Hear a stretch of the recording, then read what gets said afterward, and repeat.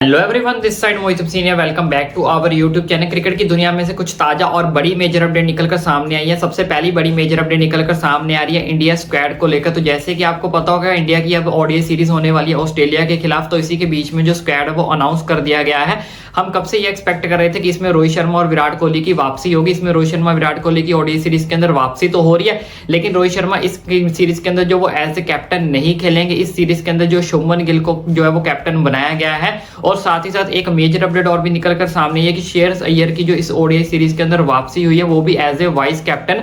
जी हाँ, इस सीरीज के अंदर शुभमन गिल हमें कप्तानी करते हुए जो वो दिखाई देंगे और जो श्रेयस अय्यर है वो वाइस कैप्टन का जो रोल है वो अदा करेंगे। रोहित शर्मा जो है वो इस सीरीज के अंदर कैप्टन नहीं होंगे, जिसके चलते हुए बहुत सारे लोगों के मन में ये डाउट आ रहा था, बहुत सारे फैंस के मन में ये डाउट आ रहा था। तो रोहित शर्मा को कैप्टन क्यों नहीं बनाया गया, इस चीज को क्लियर करते हुए अजीत अग्रकर ने ये कहा है कि वो एकदम से इन्होंने अचानक ये डिसीजन नहीं लिया है। वो काफी टाइम से जब वो रोहित शर्मा के साथ कम्युनिकेट कर रहे थे, इस चीज के ऊपर जो वो चर्चा चल रही थी।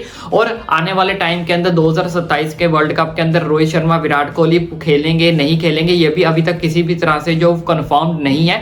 इसलिए हमने जो है शुभमन गिल को जो वो चूज किया है ताकि उनको थोड़ा सा टाइम मिल सके, ताकि वो सारी की सारी जो चीजों को वो क्या कर सके, समझ सके।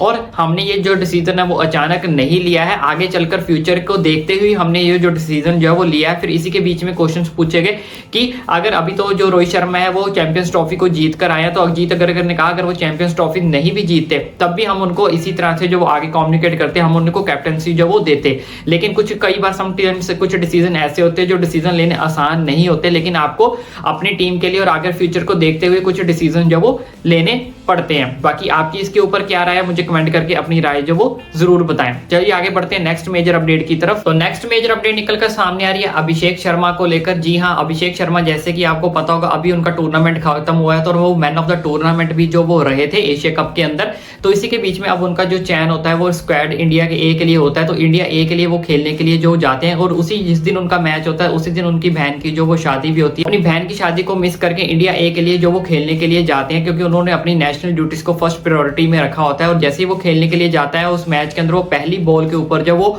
आउट हो जाते हैं, यानी कि गोल्डन डक पर जो वो आउट हो जाते हैं, जो कि बहुत बड़ा जो बैड लक होता है। लेकिन इसी के बीच में वो अपनी कुछ मेमोरीज जो वो शेयर करते हैं, वीडियो कॉल अपनी बहन के साथ करते हैं। उधर उनकी बहन की जो वो शादी हो रही होती है, और यहाँ पे आप कुछ तस्वीरें जो वो देख ही सकते हो कि एक ही बहुत ज्यादा बैड लक मूवमेंट जो उनके लिए निकलकर सामने आते हैं। लेकिन उसके साथ कुछ लोग उनको जो काफी ज्यादा प्रेरित भी कर रहे हैं कि उन्होंने अपनी फैमिली को छोड़कर सबसे पहले अपनी नेशनल ड्यूटीज को जब वो चुना। बाकी आपकी इसके ऊपर क्या राय है, मुझे कमेंट करके जरूर बताएं।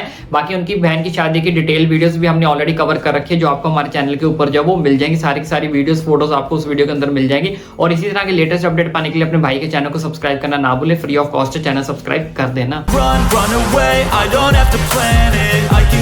Change my fate, you won't understand it. All alone, that's okay. People, I can't stand them. They don't want me to change, keep me where I'm standing.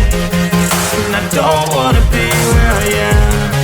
And I want something more, take a chance.